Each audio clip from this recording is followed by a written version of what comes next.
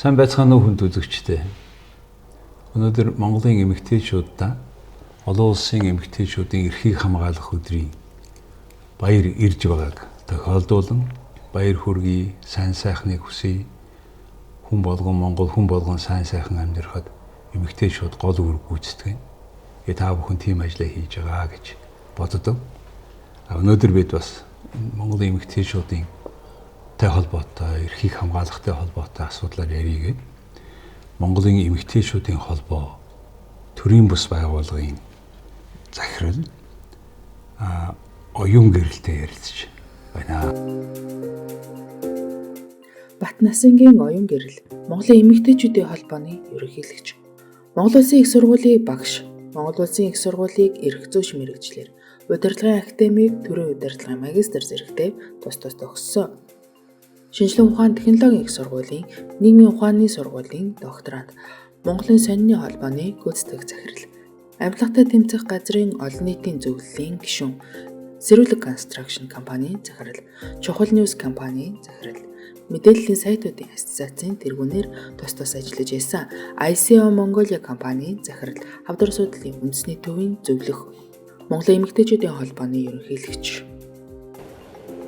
King Tower Apartment богдуул цэцэрлэг түрээлэн төлдөх үзмжид харуулцтай. Дэлхийн шилдэг брэндүүдээр тоногдсон төгс хийцлэлтэй. Бүх төрлийн хэрэгцээг хангах хотхон доторх үйлчлэгийг зогслоосон King Tower Apartment. 6 дугаар ээлжийн орон сууцанда та бүхнийг урьж байна. За сайн байна уу та? Сайн байна уу? Танай байгууллага ингээд бүр 1924 онд байгуулагдсан Монголын эмэгтэйчүүдийн холбооны нэртэй явж байгаа. Эмэгтэйчүүдийн холбоог 90 онд төрийн бус байгууллага бол гээд төр өөрөөсөө холдуулсан. Тэгээд тэр үед нь тэр байгууллагын Монголын эмэгтэйчүүдийн холбоо гэдэг олон жил ажилласан одоо Монголын төрийн удирдлагууд Янжмаагаа дараа нь Пагамдулмбуан тэр ингэж байгуулж орж ажиллаж исэн нэр хүндтэй түүхэн байгууллага. Яг би улс төрийн идеологийн ярихгүй л дээ үзэл сурлаа. Ямарчлагсан эмэгтэйчүүдийн төлөө ийм хүмүүс ажиллаж исэн энэ байгууллагыг 90 онд нь ингээд татан болгохаар тэр үед дарга нь байсан Мөнхөөг эсвэл Хөдөлмөрийн Баатар болсон төрийн бус байгууллага гэж бүртгүүлээд тэгээд ингээд 1 2 3 удирдагч тамжаад танд бүр 19 онд бараг л тэрнээс хойш хэдэн 30 жилийн дарааш хуу тань дээр ирсэн юм биш. Тэгэхээр яг энэ байгууллага нөө төрийн бус байгууллага тараах үеэр олон эмэгтэйчүүдийн байгууллага гаргасан юм байлээ. Тэгэхээр танайх одоо тэр нэрийг авч яваа энэ байгууллагын хувьд хоёлаа юу хийж байгаа энэ Монголын эмэгтэйчүүдийн эрхийг хамгаалахад юу юунд анхаармаар юм бэ гэдэг чиглэлээр ярий да тий. Төрийн бус байгууллага, нийгэмд үйлчлдэг төрийн бус байгууллага гэж ойлгож байгаа зөв үү? Зөв. Гишүүнчлэггүй юм байна. Баггүй. Гишүүнчлэггүй. За гишүүнчтэй болох гэж үзэл болоогүй гэсэн тийм ээ. Тий. Чадаагүй гэсэн тий. Хангалттай хэмжээний гишүүн. Тэгэхээр өөрийн юу төлөөлөн удирдах сүгэлттэй тий. Тий. За ийм байгууллага ингээд явж ажиллаж байд юм байна. Тэгэхээр хоёулаа Монголын эмэгтэйчүүдийн эрхийг хамгаалахын өдөрт зориулаад нэгдүгээр одоо Монгол эмэгтэйчүүдийн өмнө тулгарч байгаа тэдний эрх зөрчигдөж байгаа хамгийн гол асуудал та юу гэж боддог вэ? Энэ нэр хүндтэй ярилцлагатаа өчигдөр намайг урьж оролцуулсан танаа хамт олонд бол танд маш их баярлалаа. Туудахгүй 3-4 хоногийн дараа олон улсын эмэгтэйчдийн эрхийг хамгаалах өдөр болох гэж байна. Тэгээд бас энэ ярилцлагыг үзэн суугаа нийт эмэгтэйчүүдтэй олон улсын эмэгтэйчдийн эрхийг хамгаалах өдрийн мэндийг төвшүүлье. Тэгээд Аз тэвд анх удаа 1924 онд бүсгүйчүүдийг боловсруулах тасаг нэртэйгээр Монголын эмэгтэйчдийн байгууллага үүсгэн байгуулагдаж тухайн цаг үедээ эмэгтэйчүүдийнхаа богтлох ёсыг халах, сурч боловсрох эрхийн төлөө Монгол эмэгтэйчүүд нэгдэн нийлж дуугарч тэмцснээр 1924 онд үндсэн хуульдаа хүн бүхэнд их хэрэгтэй байна гэж одоо хуульчлагдаж эмэгтэйчүүд эрчүүдийн нэгэн адил улс орныхоо бүтээн байгуулалт бүхий л салбарт Монгол эмэгтэйчүүд хөдөлмөрчлснөөр өнөөдрийн Монголын энэ нийгмийн хөгжил цэцгэлтэнд тов нэмрээ оруулсан байдаг. Түүхийн цаг үед одоо Монголын эмэгтэйчдийн байгууллага энэ 102 жилийн түүх хугацаанд 8 удаа статус нь өөрчлөгдсөн байдаг. Анх намын дэргэд байгуулагчсан бол 1947 оноос эхлээд намаас тусдаа гаргаж олон нийтийн байгууллага болгож өргөжүүлж исэн бол 1961 онд Монголын эмэгтэйчүүдтэй хороо нэртэйгээр төрийн маш том институт болж өргөжинд хэлснээр 1990 он хүртэл Монголын эмэгтэйчүүдийн хороо бол Монгол улсын гэр бүл, нийгэм, хүүхэд эмэгтэйчүүдийн чиглэлээр олон бодлогоодыг хэрэгжүүлж ажилласан байдаг. Тэрний нэг нь одоо 1957 онд гарсан одоо хүн амаа өсгөх бодлого буюу эхчүүд эмэгтэйчүүдийн үнэлэгддэг хөдөлмөрийг төрөөр үнэлүүлэхийн тулд алдар тхийн одон гэдэг одон санаачлан гаргаснаар Монгол улсын хүн ам өнөөдөр 3 сая 600 мянган болж өсөж хүрсэн байдаг. Шийдвэр гаргах түвшинд эмэгтэйчүүдийн орцоог нэмэгдүүлэх тал дээр ажиллаж тухайн үед одоо социализм гэж ярьдаг тэр нийгэмд одоо хуулиараа бүр 24% нь эмэгтэйчүүд удирдах албан тушаалд ажиллаж исэн ийм түүхтэй байдаг. Монголчуудын маш сайн мэддэг одоо алдарт соёлын товтлогоо гэж ярьдаг ахуйн соёлын хувьсгалыг Монголын эмэгтэйчүүдийн байгууллага хийсэн гээд маш олон түүхийн одоо бичиж үлдсэн ийм том байгууллагыг би бас одоо удирдах явах ийм нэр төртэй үргийг хүлээж авсан. За өнөөдөр мэдээж Монголын эмэгтэйчүүдийн холбоо төрийн бас байгууллага болсноос хойш 36 дахь жилдээ үйл ажиллагаа явуулж эхэлж байна. Тэгээд хүмүүс бол нийт ихэвчлэн нийгмийн одоо хүлээлт нь яадаг вэ гэхээр төрөөс маш их мөнгө авдаг, бодлого боловсруулахад оролцдог, шийдвэр гаргахад оролцдог, хуучин эмэгтэйчүүдийн хороо тийм байснаар нь өнөөдрийг хүртэл хүлээж авдаг. Тэгэхээр бүх Монголын эмэгтэйчүүдийн төлөө ажиллах ёстой, бүх Монголын эмэгтэйчүүдийн эрх ашигыг хамгаалах ёстой. Тэрний цаана хүүхдүүд нь яригддаг, эргээд нөхрүүд нь яригддаг. Тэгэхээр бараг л Монгол улсын нийт хүн амын төлөө Монголын эмэгтэйчүүдийн байгууллага ажиллах ёстой гэдэг ийм хүсэл одоо сонирхол хүлээлт бол байдаг. Тэр хүлээлтийг одоо мэдээж 100% хангаж чадахгүй ч гэсэн бид бас өөрсдийнхээ байгаа нөөцөн дээр одоо чадал хэрээр ажиллах гэж хичээж байна. Тэгэхээр хамгийн гол нь төрөөс ямар санхүүжилт авдаггүй. Тийм манайх төрөөс ямар санхүүжилт авдаггүй. За тэгээд төрийн хийх ёстой ажлыг харин бид сайн дураараа өөрсдөө хөрөнгө мөнгө босгоод хийгээд явж байгаа. Өнөөдөр одоо бид нар маш харамсалтай мэдээнүүдийг маш их сонсож байгаа. Өдөр болгон л хүүхдүүдийн хүчндүүлж байгаа асуудал яригдж байна. Өдөр болгон л аль нэг эмэгтэй хүчирхийлэл төртөж байгаа. Гэрүүлийн хүчирхийллээр амь насаа алдж байгаа. Асар олон асуудлуудыг бид нар ялангуяа нийгмийн сүлжээ гарсан цагаас хойш хараад, халаглаад, хараагаад зүхээд суухаас өөрөөр хийж чадахгүй мэтэр ингээд сууж байгаа. Тэгэхээр энэ чиглэлээр юу хийж байгаа? Тэгээ Монголын эмэгтэйчүүдийн холбоо миний хувьд Монголын эмэгтэйчүүдийн холбооны ерөнхийлөгч болоод анх 2019 оноос эхлээд бид нар жил бүр эмэгтэйчүүд, охид, хүүхдүүдийн эрхийн төлөө нэг сэдв, нэг одоо чиглэл рүү үйл ажиллагаагаа явуулж эхэлсэн. За 2019 онд анх бид нар хүчирхийллийн эсрэг хүн бүрийн оролцоо нэртэйгээр анхны одоо ажиллаа эхлүүлсэн бол тэр дундаа одоо бага насны эсэргүүцэж байгаа бэлгийн хүчирхийллийн асуудалд илүү анхаарал хандуулах ёстой маа гэд бүжингийн чимээг ашхраа нэртэй акцыг 2019 оны 10 сарын 11-ний өдөр олон улсын октын өдрөөр зохион байгуулж эрүүгийн үйл нэмэлт өөрчлөлт оруулах 5 саналыг манай байгууллагаас гаргаж ирсэн. Харамсалтай нь тухайн үеийн шийдвэр гаргагч нарын ширээний нүдэнд энэ санал мартагдаж 2020 онд бид залгасан.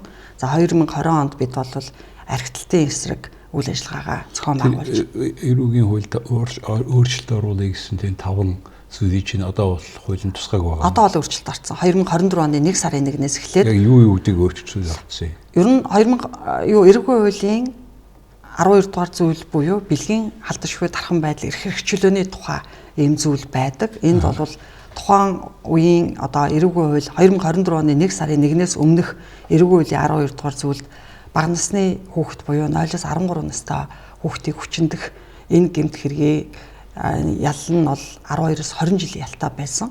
Одоо бол нэмэлт өөрчлөлт ороод 15-аас 25 жил буюу бүх насаар нь хордог ийм зүйл ангитай болсон байна. 0-оос 13 насны эмэгтэй хүүхдийг хүчилсэн байв. Ер нь хүүхдийг хүчилсэн байв. Хүчиндэх гэмт хэргийг шийтгэлийн өндөр болгосон юм байна. Тэгээ ялын одоо санкц бол ялынх нь өөр өндөр болсон. За тухайн үед бол 0-оос 13-наас 14-өөс 18 нас гэдэг хүүхдийг одоо 2 интервалаар ангилдаг байсан. Одоо бол 0-оос 16 нас болсон.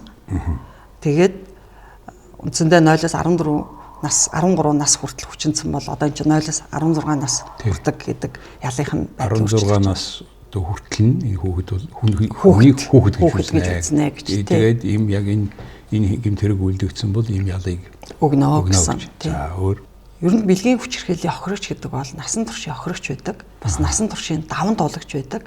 Зөвхөн өөрөө биш гэр бүл, эдийн засаг, сэтгэл санаа гэд бүх зүйлээрээ хохирч идэг. Тэгэхээр энэ хохирогчдыг сэтгэл санааны хохирлыг нөхөн төлөвлөдөг байх энэ асуудлыг манайх бас санал гаргаж ирсэн.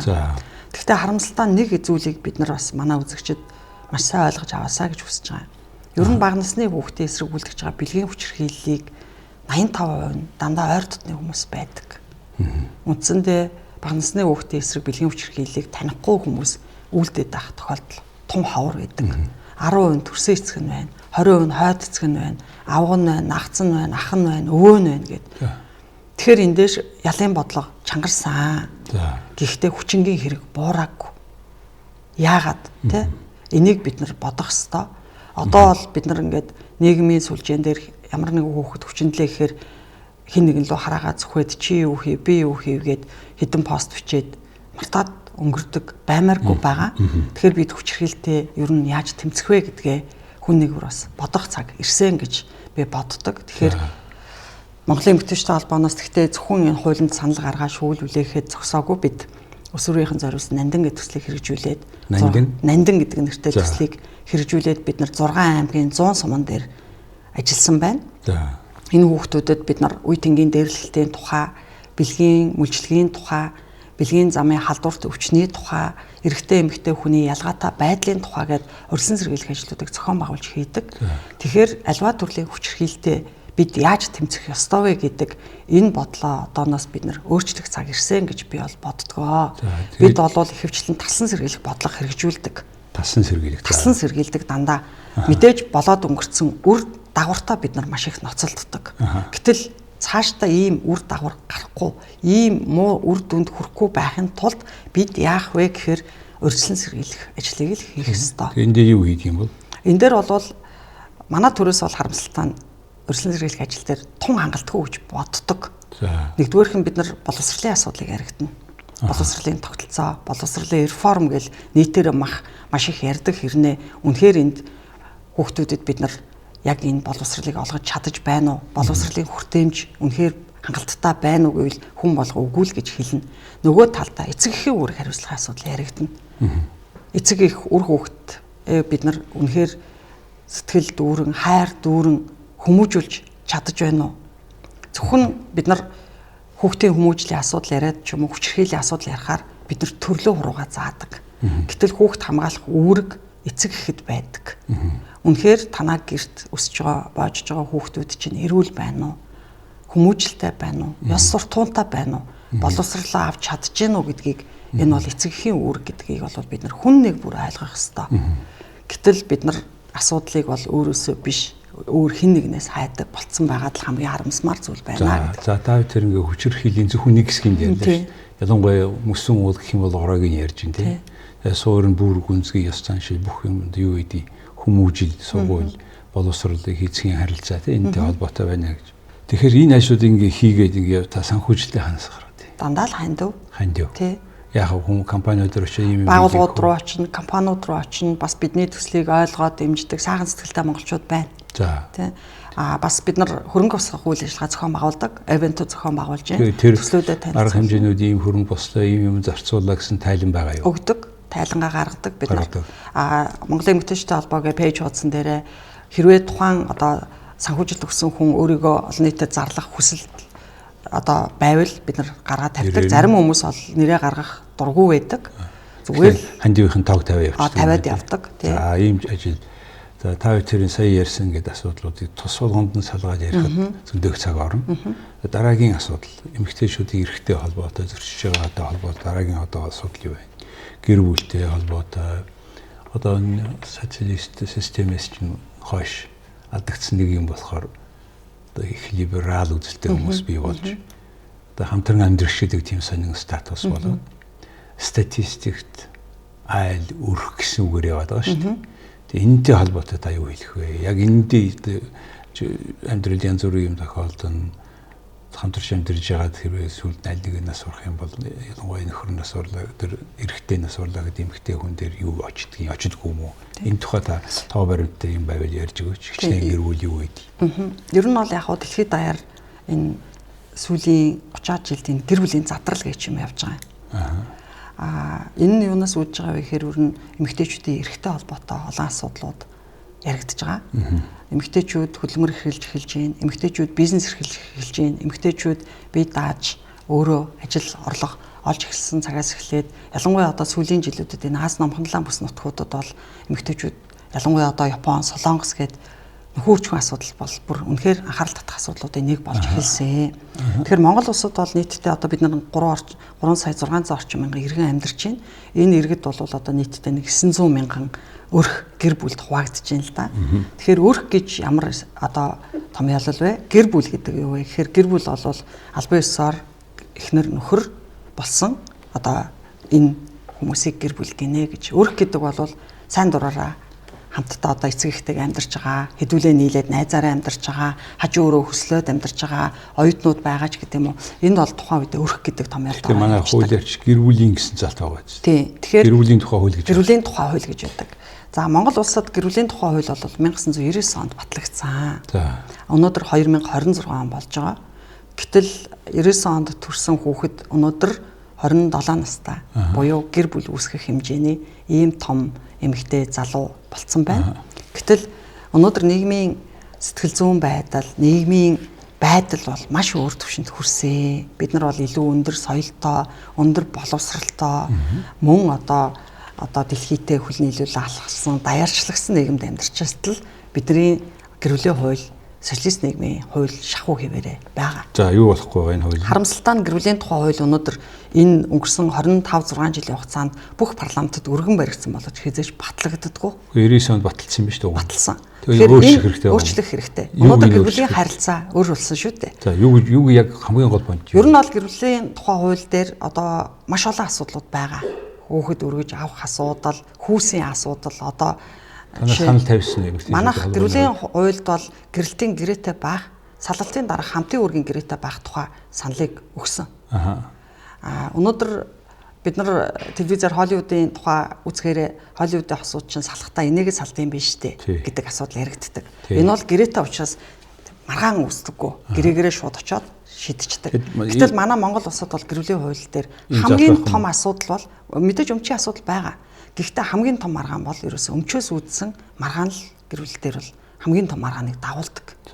Монгол улсын гэр бүлийн тухай хууль дээр хэрвээ гэрлэгчид гэрэлтэй цуцлуулахад одоо сүүлийн 5 жил хамт амьдарсан бол бүх хөрөнгийг гэр бүлийн гишүүдэд ижил тэнцүү хуваахаар хуульчлагдсан байдаг. Үндсэндээ эхнэр нөхөр хоёр хүүхэдтэй байлаа ч гэдэг юм уу те. Тэгэхээр магадгүй одоо нэг өмчнийг байр байлаа гэхэд тухайн байрыг одоо хэн эдийн засгийн олж авчирснаас үл хамааран энийг одоо ижил тэнцүү гэр бүлийн гишүүдэд хуваарлдаг.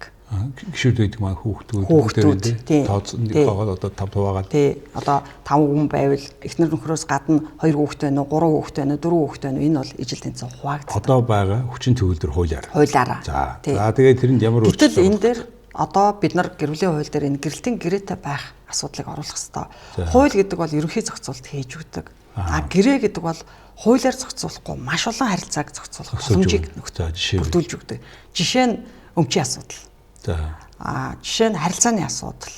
Магадгүй одоо гэр бүл салтын үүдлийн одоо гэр бүл салж байгаа шалтгааны бараг 70-80% нь араар тавилт байна гэдэг энэ асуудал байдаг. Одоо нууц самаргийн асуудал гэж бид нар яриад байгаа тийм айл гэр өмүүлж байгаа асуудал яригдж байна гэж. Нөгөө талаасаа энэтэй холбоотой ярихаар яг нөгөө өмчийн асуудал яригддаг. Монгол улсад нийтдээ хөрөнгөө өөрийнхөө бүртгэлтэй байгаа нийт одоо хөрөнгө эрэгтэй эмэгтэй хүний одоо үл хөдлөх хөрөнгө ч гэдэг юм уу байр орон сууц хашаа байшин гэдэг үзэх юм бол эмэгтэйчүүдийн нэр дээр 27% л байдаг юм байна л да. Хэвчлэн манайх уламжлалаараа юу гэж үздэг вэ гэхээр монголчууд хөвгүүдтэй маш их өмчөө өвлүүлдэг. Одоо миний одоо хүү бол өв залгамжлагч өмчийн эзэн охин бол яхвэ хүний хүн болоо явцдаг гэдэг энэ асуудлаас үүдэн гарсан маш олон үр дагаврууд байдаг. За гэр бүл болоход нөхрийнхөө нэр дээр хөвчлэн өмчөө бүртгүүлдэг. За энэ бол хүчирхээлийн суурь шалтгааны нэг болж эхэлждэг. Өмчтэй холбоотой асуудал. Ер нь тэр гэр бүл болоод ямар л өмч авна хуулийн дээр нь бүртгүүлэх зөв юм биш үү одоо? Тийм, ер нь бол яг хамтдаа бүртгүүлэх нь зөв. Гэхдээ манайх уламжлалт хандлагаар эрчүүдийн нэр дээр бүртгүүлээд байдаг. Энэ нь эргээд эмэгтэйчүүд эдийн засгийн хараат байх, өмчийн хараат байх, шийдвэр гаргах, эдийн засгийн эрчүүдөнд хүрэх. Гэрлэх тухай, дараа нь салах тухай өмчийн харилцааг зохицуулна гэж. За салалтын дараах гэж байгаа юм. Бид нар за гэр бүл салчлаа. Тэгэхээр манайхан нийтлэхээр одоо юу гэж яадаг гэхээр хүүхдийн тэтгэмжний мөнгөний тоог нэмнэ гэж яриаддаг. Гэтэл хүүхдийн тэтгэмжний мөнгөний мэдээж хэмжээ чухал. Гэхдээ тэр нь бол тухайн үеийн улс орны инфляц, эдийн засаг, төсвийн байдал гэдэг олон зүйлтэй уялд. Дээр нь амжиргааны төвшин, тэ цалингийн хэмжээ гэдэг энтэй уялдчихж гардаг ийм асуудал юм байна. Гэтэл хүүхдийн салтын дараа бол тэтгэмжнээс илүүтэй хүүхэд аавтайгаа байхдаа, ээжтэйгээ байхдаа тэр сэтгэл ханамжийг авах, тэрийг өөрийг биелүүлэх энэ одоо хамгийн чухал байгаа. Цагийн асуудал, харилцааны асуудал, хамтдаа өссөн тэр одоо баруун тишин цагийг хуваарлахдаа хагас бүтэнсээ өдрөөр одоо авч болно. Тэгээд сүдэн цагийн хооронд хариуцнаа. Тэгээд яг хариуцаад явж байхдаа тэр хүний бүх юмыг хариуцнаа энэ гэл тийм. Бүгдээ даатгалтай байх ёстой энэ гэл янз бүрийн зардууд. Ер нь бол одоо жишээ нь зүгээр жишээ авъя л да. Нэг ээж өргөтлгөөсөн эмэгтэй 3 хүүхэдтэй гэж бодъё. Өвдөд гэвтэл хүүхдүүдийг нь хэн асрах уу? Сургууль соёлд нь хэн хүргэж өгөх үү? Бага насны хүүхдүүд те.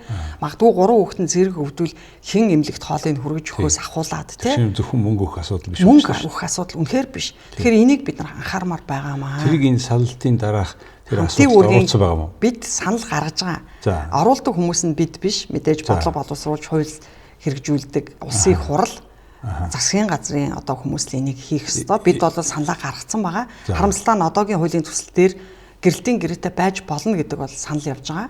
А энэ салтын дараах асуудалтай бол ямар ч санал байхгүй байгаа. Санал байхгүй гэдгийг зөвшөөрөх. Үгүй яг энэ салт манахаас гарч байгаа санал бол хуулийн томьёолд ороогүй явж байгаа гэсэн үг. Тэгэхээр бодлого боловсруулагч маань мэдээж биднээс илүү ухаантай саналыг оруулсан байж магадгүй гэж бодож байгаа. Үгүй ялаа гэж. Тэгэхээр чинь наадах чинь бас зөндөө олон одоо single mother гэж өөрсдөө танилцуулж байна шүү дээ. Би одоо бид даасан өрх толгойсон эмэгтэй гэдэг. Тийм. Монгол улсад нийтдээ өргөтлөхөөс 80 гаруй мянган ээж байна. За бас өргөтлөхөөс аав нар байна. 17-8 орчим мянган өргөтлөхөөс аав байна. За тэр гэр бүлийн цаана өрөөсгөл гэр бүлд өсөж байгаа 40 орчим мянган хүүхэд байна. За. Тий. Тэгвэл энэ бол албан ёсны статистик. Албан бусаар энэ бол 2-3 дахин өндөр байгаа. Би бол одоо Монголд сүүлийн 3-4 жилд би 124 суманд очиж ажилласан. Би мянган эмэгтэйчүүдтэй уулздаг, эрэгтэйчүүдтэй ч уулздаг. 5 эмэгтэй гар барихад 3 салсан тухай ярьдаг. Амьдрал дээр баталгаатай мөртлөө бодит амьдрал дээр салцсан. Тэгэхээр энэ тохиолдолд ингээд бүх насаараа яваад иж болохгүй ш. Тэр нөгөө эмэгтэй чи ахаад гэрэлэх барих боломжгүй болчих. Боломжгүй болчихж байгаа. Тэгэхээр энийг тэгээ бусад оронд яаж фортлуулдаг юм? Ер нь бол яг одоо бид нар энийг бүртгэлжүүлэх асуудал дээр нь энэ гэр бүлийн тухай хууль дээр бас нэг зүйл үйд юм. Хоёр хүний нэг нь очиод салын актанд салгачдаг юм уу? Үгүй. Ер нь Монгол улсад одоо саяхан нэг гэр бүлийн хүчирхийллийн улмаас нэг эмэгтэй амнаас алдсан гэмт хэргийг бид нар харлаа штэ. Олон нийтийн газар нөхөр нь ирээд одоо амийн авсан одоо юм тохиолдол гарсан. Тэрний цаана яасан бэхээр эвлэрлийн гэрээ гэдэг нэг асуудал байдаг. Манай одоо гэрлэлт салахад тодорхой процесс явна. Хамгийн эхлээд эвлэрүүлэн зуучлах төвд ханддаг. А манай Монгол улсын эвлэрүүлэн зуучлах төв бол эвлэрүүлэн зуучлуулдаггүй. Тэд зүгээр л өргөдөл аваад хуулийн хугацаанд буцаагаад өгчдөг. Гэтэл энэ бол нэр томьёоны хувьд эхлээд ойлгомжтойгаас эвлэрүүлэн зуучлах гэж. Жишээ нь гадны улс оронд аливаа гэр бүлийг салахгүй байхын тулд маш олон одоо ажлууд хийдэг. Сэтгэл зүйч, хуулийн зөвлөгөө, өмгөөлөл тэ маш олон процесс хийж болж игэл тэр гэр бүлийг салахгүй байх арга хэмжээг наана авдаг. Гэтэл манай эвлэрүүлэн зуучлах төв бол огт эвлэрүүлэн зуучилдаггүй. Энийг би бол бүр маш баримттайгаар ярина. Тэд бол зүгээр өргөдлийн аваад 30 хоногийн хугацаанд хүлээж байжсэн хуулийн хугацаа дуусламаа ирж хүмүүс уулздаг юм. Бараг уулздаггүй. Зүгээр л нэг ийм сэтэр төдий. За энэтэй холбоотой өөр нэг асуудал юу байна гэхээр түрүү тавтер ярьсан гэр бүлийн бүртгүүлээгүй явж байгаад бүр шууд хохирчдаг. Тэр тооцоодыг ямар нэг статистик ер нь энэ тухай хамтарч амьдарч байгаа ч гэсэн хамтарч амьдарч байгаа гэсэн ийм статусаа бүртгэдэг ийм санхүү статистикийн товард байд юм. Тэгээ ер нь бол яг энэ нөгөө төрхүүд дээр их гардаг. Эмэгтэйчүүд одоо төрх болоод очихоороо гэрэлдээ батлуулаагүй байснаас үүдээд төрсний гэрчлэгэн дээр хүүхдийг хинээр овоглох вэ гэдэг асуудал яригдсанаас үүдээд ээжээрээ овоглох тохиолдлууд гардаг. Эсвэл гэрлэлт салах тохиолдолд баталгаа байхгүй болсноос үүдээд өмчийн маргаан үүсч эхэлдэг. Хүүхдийн нөгөө асуудал яригдаж эхэлдэг. Гэхдээ одоо сүүлийн жилүүдэд эцэг тогтоогоод тэр гэрэлтийн гэрээ аюута гэрэлтийн баталгаатай байхаас үл хамааран тухайн хүүхэд тэр үнийг хүүхэд мөн бол хүүхдийн тэтгэмж тогтоодог асуудал бол Тэрхийн байдаг. тогтоод. Шүүх тогтоо. Тэгээ эмэгтэй өөрөө гомдол гаргаад энэ мөн гэдэг одоо хүүхдээ шалгаад эцэг тогтоох шинжилгээ өгөөд мөн бол одоо тэр хүүхдийн тэр хүний овгоор явчихна бас. Овглох хүсэл байвал одоо болно. Магадгүй одоо юу гэдгийг тухайн ээж ч юм уу энэ хүнээр овглохгүй би өөрөөр овглоно гэвэл болно. Энэ заавал аваар нь овглоно гэвэл бас болно. Тэгэхээр тэр бол тухайн хоёр хүмүүний хоорондох харилцааны асуудал яригд. Жишээлбэл Европт энэ бүх ажлыг олон зуун жилийн туршид сүм хийж ирсэн байна. Баталгаатай бичдэг. Бүр тогтоож байгаа бичдэг. Бус цуг амьдарч байгаа бус ойр авийн хүмүүс мэддэг юм байна л да. Тэгж бичдэг. Тэгээд энэ шашны бас нэг том үүрэг нь ийм бүртгэлийн ажил байсан байлээ. Тэгээд манайх тэгээ айлын ч үйл яваад байгаа. За дараагийн хуулиа бас нэг заавал ярих хэрэгтэй асуудал эмэгтэйчүүдийн хөдөлмөр эрхлэлтийн асуудлыг ярив. Энэ ямар төвшөнд байна? Бус орнтой харьцуулахад яагаад тийм байна? Яг бядаж мэдээж Америк, Японтой харьцуулах боломжгүй эдийн засгийн хөгжлийн түвшин маань. Гэвтэл бид нар одоо дундаж хөгжилтэй орны тоонд ороод эхэлсэн. Буюу нэг хүнд ногдох дотоодын нийт бүтээгдэхүүн нь $6,000-аас дээш боломгц. Бид нар өөр статустай болж байгаа. Статистик нь өөр байх хэрэгтэй. Тэгээ аргачлал нь өөр байх хэрэгтэй. Тэгээд энэ талаар. Тий. Ер нь яг хөлбөмбөрийн зах зээл дэх гендрийн харьцаа сүүлийн 20 жилд бол Монгол улсад одоо эмэгтэйчүүд бол эрэгтэйчүүдээс 10-аас 16% доогуур байна гэж гарч байгаа. Үндсэндээ энэ өсөлт бол доктортой өсөхгүй. Ер нь бол нэг юм 20 жил нормалдаад байгаад байна гэдэг ийм асуудал яригдж байгаа. За эндээс үүдээд ярих юм бол эмэгтэйчүүдийн одоо үнэлэгддэггүй хөдөлмөр гэдэг асуудлыг бид нэр ярьдаг. Эмэгтэйчүүд эрэгтэйчүүдтэй харьцуулахад өдрийн 137-аас 164 минутыг хөлсгөө хөдөлмөрт зарцуулдаг. Үндсэндээ за 3 орчим цагийг тэр нь хүүхэд асрах, орон гэрээ цэвэрлэх, тэ одоо юу гэдгийг хөлсгөө хөдөлмөрт зарцуулж байна. Тэ ер нь ахуйн ажилд зарцуулж байна гэдэг.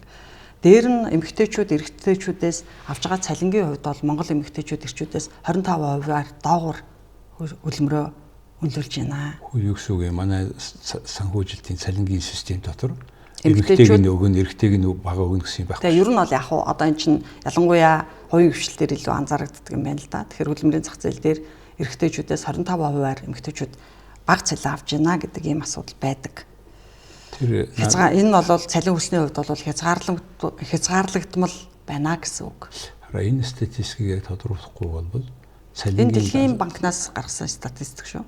Тийм тогтоодог аргачлал нь өөр юм байна л да. Ягаад гэвэл шивэл албан газрын цалингийн зэсийг ингээд үзэхээр эмэгтэйдэн төдөн хуваар буурус яг тодорхой ажлыг хийж байгаа хүмүүс байдаггүй шүү. Баггүй. Гэхдээ нөгөө талдаа дахиад хөдөлмөрийн зах зээл ярих юм бол эмэгтэйчүүд эрэгтэй одоо өндөр цалинтай ажил бага байгаад байгаа. Жишээ нь уул уурхайн салбар гэвэл одоо маш өндөр цалинтай байдаг боловч тэрний шийдвэр гаргах түвшинд эмэгтэйчүүд оролцоо хамгийн бага байна ч гэдэг юм уу цөөн байна. Тэрийг өөр нь хуваach юм байна. Жишээ нь одоо хөдөлмөрийн зах зээл дээрх хүүсийн асуудлыг харах юм бол боловсролын салбарт чинь 102 орчим мянган эмэгтэйчүүд хөдөлмөр эхэлж байна.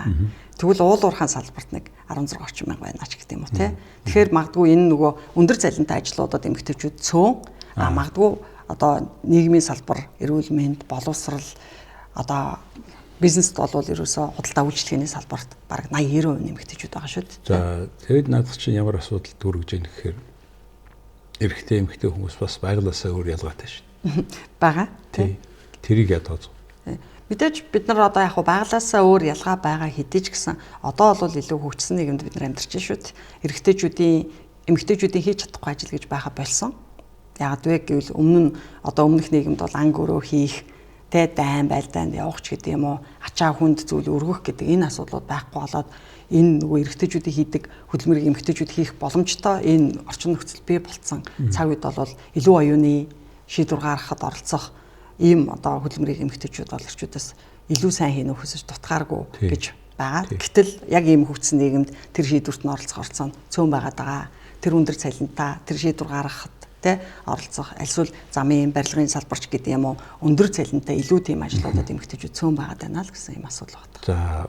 За тэр олон асуудлуудаас өхөн 3 хэсгийг энэ нийгмийн асуудлууд хамгийн сүүлийн нэг хэсэг асуулт юу байна гэхээр авилгатай холбоотой.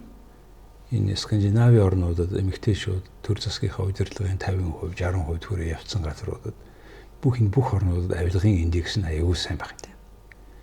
эмэгтэйчүүдийнх нь нийлэх хувь бага орнуудад их баг. Тэгэхээр зөвхөн хамгийн энгийн дүгнэлт хийхэд эмэгтэй хүн ийм төрийн удирдах юм ажлууд очихоор төр арай цэвэршиж байна гэсэн ойлголт дэлхийд де факто гарчаад байна шүү дээ.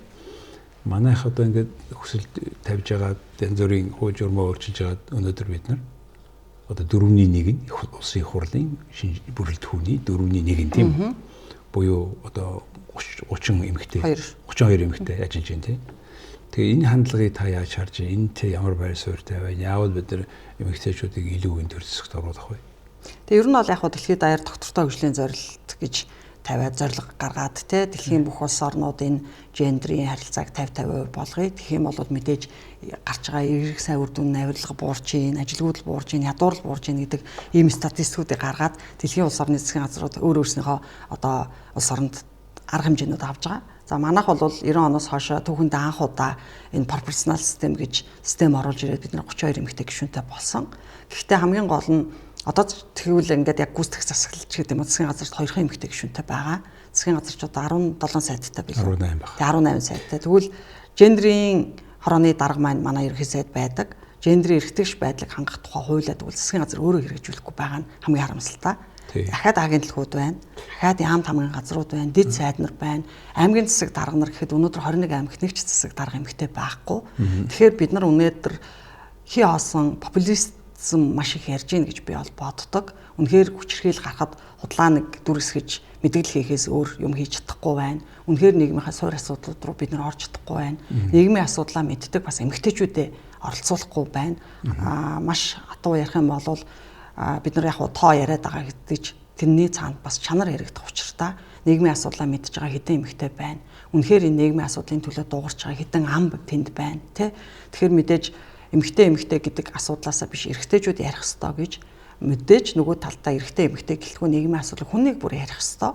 Гэхдээ илүү эмэгтэйчүүдийнхаа жаргал зовлон мэддэг ээжийнхаа одоо талаас үр хүүхдийнхаа асуудал нарийн нандин бүхнийг эмэгтэйчүүд илүү мэддэг учраас энэ дэр илүү дуу хоолой өргөх ийм чанартай улс төрчид бэлтгэгдэн гарах ёстой гэж би бол боддог. Харамсалтай нь бол биднийг төлөөлж байгаа улс төрчид сэтгэлд хүрэх хэмжээний тийм одоо төр бол гаргаж чадахгүй байна. Дээр нь засгийн газар маань манай төр маань өөрөө хуулиа биелүүлж чадахгүй байна.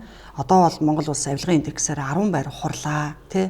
Энэ бол дэндүү харамсалтай. Бид авилгатаа тэмцэж гин гэж сүүлийн хэдэн жил 30 жилд бид нар авилгатаа тэмцэж гин гэдэг. Тэгвэл тэмцсэн тэмцлийн үр дүн чинь 10 байраар ухарчаа зогсож байна. Бид нар хүчрхийлэлтэд тэмцэж гин л гэдэг. Өдөр болгон энэ тэнд хүүхдүүд хүчндүүлж байгаа мэдээг бид нар нийгмийн сүлжээн дээр тавиал бие биенийг хараад зүгхээс өөр бид нар юу хийж чадаж байна вэ? Тэ? Төсвөө нэмж гин, бүтцээ томруулж гин. Асуудал шийдэгдэх байгаа. Таны байгууллагын Монгол эмэгтэйчүүдийн одоо холбооны удирдах зөвлөл та өөрсдөө аль намын хүмүүс? Би бол Монгол Ардын намын гишүүн. За. Тэ. Манад Арлс намын хүмүүс би ихэвчлэн нам бус эмэгтэйчүүд байдаг. Энэ утгаараа та одоо чи таны ажилч нь одоо төрийн бас байгууллага. Төрийн бас байгууллага. Тэгэхээр энэнийхэн хувьд тийм ямар нэгэн конфликт зөрөө гарах юм байх уу намын? Монгол Улсын үндсэн хуулийн 16 дугаар зүйл дээр хүн бүхэн эвлэлдэн нэгдэж аливаа нэг намд элсэх хэрхэн нээлттэй байдаг. Гэхдээ намын гишүүн гэдгээр Монголын эмэгтэйчүүдийн байгууллага улс төрийн байгууллага болгож болохгүй гэдэг дээр би бол хатуу байр суурьтай байдаг. Энэ бол сайн дураараа эвлэлдэн нэгдсэн эмэгтэйчүүд нийгмийн сайн сайхны төлөө, үр хүүхдийнхаа төлөө, өөрийнхөө төлөө, бусад эмэгтэйчүүдийн төлөө дуу хоолойгоо гаргаж хамтдаа хөгжих ёстой юм л нэг байгууллага юм байна. Тэр утгаараа бид нар мэдээж тодорхой хуулиудад саналаа гаргадаг, шүглээ хүлээж гин, соён гэрэл ажиллаа зохион байгуулж хийж гин. Тэгээ одоо энэ 3 сарын 5-нд манай эмэгтэйчүүдтэй холбоо iWoman нэртэй платформын нээлт хийх гэж байгаа юм. За энэ бол эмэгтэйчүүдийн хөгжиж, нөхөрлөж, хуваалцах ийм том нийгмийн сүлжээ болно гэж бодож байгаа. Энэ дээр эмэгтэйчүүд бие биенээ дэмжиж худалдаа авалт хий. Энэ дээр эмэгтэйчүүд бие биетэйгээ жаргал зовлонгоо хуваалцъя. Болохгүй байгаа асуудлуудаа ярилцъя. Төр засагт нь шаардлагыг хөргүүлье. Саналыг нь бас яриулъя, тэ? Тийм Facebook байх юм уу? Ямар платформ байх.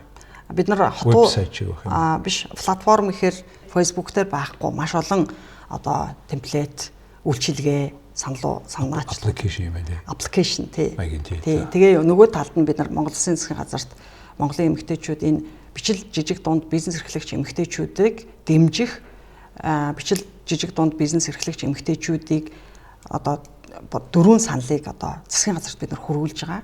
Тэгээ манай улсад ч одоо бичил жижиг дунд бизнес эрхлэгч хүмүүсээ дэмжиж гинэ л гэдэг. Гэтэл нэг тунхагтуудын хөтөлбөрүүд байгаа боловч тэрийг нь эрчимжүүлэх юм саналыг бид нар гаргаж байгаа. Тэгээ саяын та бүхэн ярьсан ялангуяа хөдөлмөр эрхлэлтэй холбоотой тодорхой шийдвэрүүд тавьж байгаа юм байна шүү. Тэгээ хөдөлмөр эрхлэхээс илүү бизнес ялангуяа ер нь бол эмэгтэйчүүдийн эдийн засгийн эрх чөлөө гэдэг бол ерөөсөө л бүх зүйл юм байна.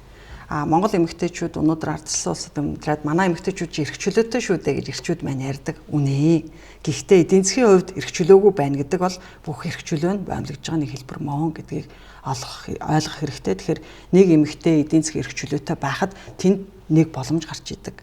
Нэг хүүхэд, нэг айл, нэг ирээдүй тий. Тэгэхээр хөдөлмөр энэ эмэгтэйчүүдийн эдийн засгийн эрх чөлөө гээд гэртээ өнөөдөр хүүхдээ хараад сууж байгаа 110 гаруй мянган ээж байна. Цалинтай ээж нэртээ 50 мянган төгрөг аваад үр хүүхдээ цэцэрлэг сургуулийн хүртээмж ямар байгаа вэ? Хүүхдээ харах үйлчлэгээ манай Монгол улсад ямар байгаа вэ? Хүүхдээ өгөөд ажиллаа хийхэд боломж нь ямар байгаа вэ? Үнэхээр боломжгүй байгаа шүү дээ. Тэгэхээр одоо засгийн газарт өгж байгаа саналуудад маань энэ асрах одоо үйлчлэгээ, хүүхэд харах үйлчлэгээний хүртээмжээ нэмэгдүүлэх, эмэгтэйчүүдийн бизнес эрхлэх боломжийг олгох төрөөс бодлогоор дэмжих энэ асуудал дээр бид нар саналуудаа гаргаад нөгөө талд нь бид зүгээр өөрсдөө хараа суух биш эмэгтэйчүүдэд нэгтгэсэн юм том платформыг гаргаж ирж байгаа. Чухал платформ байна. Баярлалаа танд. За хүнд үзэгчдээ өнөөдөр энэ олон улсын эмэгтэйчүүдийн эрхийг хамгаалах 3 сарын 8-нд тэмдэглэдэг баярыг тохиолдуулаад Монголын эмэгтэйчүүдийн холбооны гүйцэтгэх захирал оюун гэрэлтэй ярьлаа. Ер нь альва баярыг тэмдэглэнэ гэдэг бол ууж идэх гэхээсээ илүү тухайн баярыг тэмдэглэж байгаа утга агуулга ялангуяа шийдэгдээгүй асуудлуудыг нь ярих. Ер нь асуудлыг эхлээд томьёогоо харилцан ярилцах, дараа нь шийдвэрээ ярилцах. Ийм арга хэмжээ болгомоор байгаамаа. Үгүй бол бид нар нэг л хэлбэр агуулга хоёр их л зөрөөдөл байх шиг санагдаад. Ямар ч ихсэн бид нар энэ эмэгтэйчүүдтэйгээ холбоотой асуудлуудын тодорхой 3 хэсгийг судалгаатайгаар ажиллаж байгаа хүмүүсийн төлөөлөлтөд ингээ ярилаа. Тэгээд эмэгтэйчүүдийн баярын мэнд хүргэе бүх эмэгтэйчүүд баярлаа. King Tower Apartment. Богдуул цэцэрлэг түрээлэн төлдөх үзмжид харуулцтай. Дэлхийн шилдэг брэндүүдээр тоногдсон төгс хийцлэлтэй. Бүх төрлийн хэрэгцээг хангах хотхон доторх үйлчлэгийг зөкслөөсөн King Tower Apartment. 6 дугаар ээлжийн орон сууцндаа та бүхнийг урьж байна.